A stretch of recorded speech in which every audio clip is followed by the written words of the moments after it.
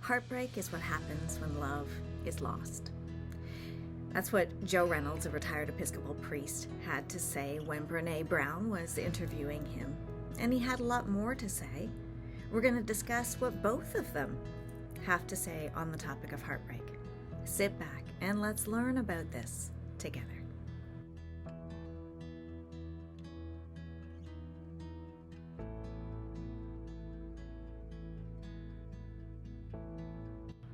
So glad that you're here with me today. My name is Julie Mullins. I am a professional counselor in South Carolina, and we have been exploring the book written by Brené Brown, Atlas of the Heart, taking kind of one emotion at a time. For a while there, we were taking several, but they're all so deep and multifaceted that I've slowed it down just a little bit. And today we're going to be exploring heartbreak. I'd like to actually read what Brené recorded in her book. It's a portion of an essay written by Joe Reynolds, that retired Episcopal priest that I mentioned earlier. And she first recorded it in her book, Rising Strong. Let me read it for you right now. Heartbreak is an altogether different thing. Disappointment doesn't grow into heartbreak, nor does failure. Heartbreak comes from the loss of love, or the perceived loss of love. My heart can be broken only by someone or something like my dog, though a part of me really believes my dog is a person, to whom I've given my heart. There may be expectations, both met and unmet, in a relationship that ends in heartbreak, but disappointment is not the cause of heartbreak. There may be failures within the relationship.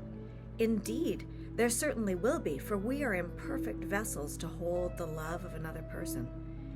But the failures didn't cause the heartbreak. Heartbreak is what happens when love is lost. Heartbreak can come from being rejected by the one you love. The pain is more intense when you thought the other person loved you, but the expectation of returned love isn't necessary for heartbreak. Unrequited love can be heartbreaking. The death of a loved one is heartbreaking. I didn't expect them to live forever, and death is nobody's fault, regardless of smoking, bad diets, no exercise, or whatever. But my heart is broken anyway. A related heartbreak is the death of something unique, maybe essential in someone I love.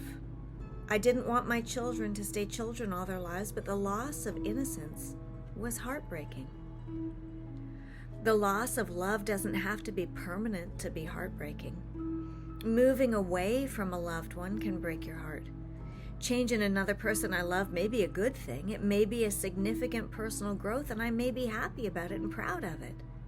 It can also change our relationship and break my heart. The list goes on. There's a plethora of ways in which a heart can be broken. The common denominator is the loss of love, or the perceived loss of love. To love at any level of intensity and honesty is to become vulnerable. I used to tell couples getting married that the only thing I could tell them with certainty was that they would hurt each other. To love is to know the loss of love. Heartbreak is unavoidable unless we choose not to love at all. And a lot of people do just that. It is too strong for them to engage. But they miss out on the love. They miss out on the connection. They miss out on the joy because they want to avoid pain. The problem with pain is that we experience it. But we can't experience the highs without experiencing the lows. We can't selectively numb our emotions. So I want to encourage you, you are capable of experiencing heartbreak and moving through to the other side, to experience this brokenheartedness piece of emotion. You are capable of the pain because it is painful. I mean, there's real physical pain that is experienced in heartbreak. There is disconnect that is experienced in heartbreak because it's what happens when love is lost. And love is that warm, encompassing, remember, it's patient and kind. It's not jealous or conceited or proud. It's engaging in otherness. It's giving but we also receive those things when we're in a loving relationship. So the absence of love and care and compassion and otherness hurts. The fix for heartbreak is not to never experience love. The fix for heartbreak is to recognize that I'm feeling this pain because I loved so hard. And let me focus on the love of that while healing the brokenheartedness. I'm going to move through this emotion. It's painful. It absolutely is painful to have heartbreak because disconnect is painful. Remember, we're hardwired for connection. But when I can own all of my emotions and experience them and move through them, then I'm ready to connect with somebody else later on. If you're experiencing heartbreak that is debilitating, because at times it is, that loss can be so painful that we can't even move on. Maybe we sink into a depression. Please reach out for help. Reach out to a colleague or a trusted friend or a mental health counselor, because there is help to walk through this, to experience, to explore the heartbreak in all its many facets, because there are many components.